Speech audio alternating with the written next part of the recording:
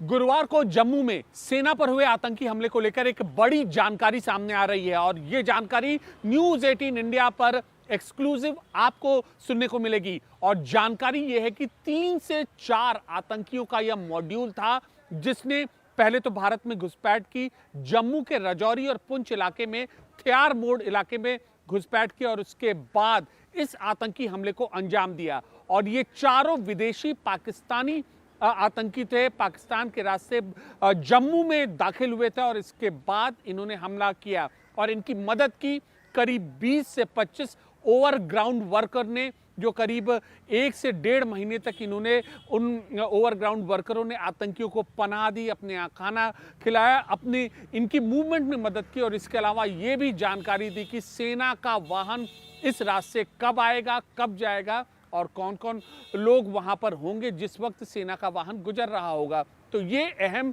जो इनको logistical support है ये मुहैया करवाया ओवरग्राउंड वर्करों ने और बाकायदा पूरी प्लानिंग के तहत आतंकियों ने इस हमले को अंजाम दिया। घात लगाकर वह बैठे थे, उस जगह की रेकी की थी और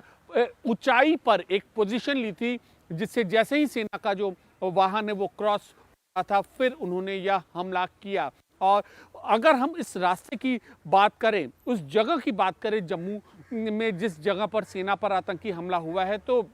थ्यार मोड़ जो वह इलाका है ऊबड़ खाबड़ पहाड़ियों का, घने जंगलों का इलाका है और आतंकियों को अच्छी तरीके से मालूम था कि इन रास्तों की दुर्गम परिस्थितियां क्या हैं, कहां पर मोड़ आएगा और किधर सेना का वाहन धीमा होगा और तब वो अपनी साजिश को अंजाम दे सके। और बाकायदा इसके लिए उन्होंने रेकी भी की थी, ये भी अहम जानकारी सामने आ रही है। तो अब कश्मीर के बाद, कश्मीर में जो परिस्थितियां सुधर रही हैं, उसके बाद जम्मू को आतंक की आग में ढकेलने का यह पाकिस्तान का नापाक प्लान है और इसी को लेकर यह पूरी साजिश रची गई थी। विदेशी आतंकियों की मदद ओवरग्राउंड वर्करों ने की थी और सीमा पार जो कैंप चल रहे हैं, 4 कैंपों की जानकारी न्यूज़ 18 इंडिया के पास है। उन चारों कैंपों से इन आतंकियों ने ट्रेनिंग ली थी और जिसके बाद वह आए और 23 महीने के भीतर 4 बड़े ऐसे ही हमले हो चुके हैं। मतलब साफ है कि कश्मीर के बाद अब जम्मू में दोबारा आतंक की आग को जिंदा करने में लगा हुआ है पाकिस्तान और इसी तरीके की विदेशी जो आतंकियों की घुसपैठ वो करा रहा है। आंकड़े भी यही बयान करते हैं। आंकड़े क्या बयान करते हैं कि जो आतंकी जम्मू और कश्मीर में मौजूद हैं, कुल आतंकियों में से महज 15 या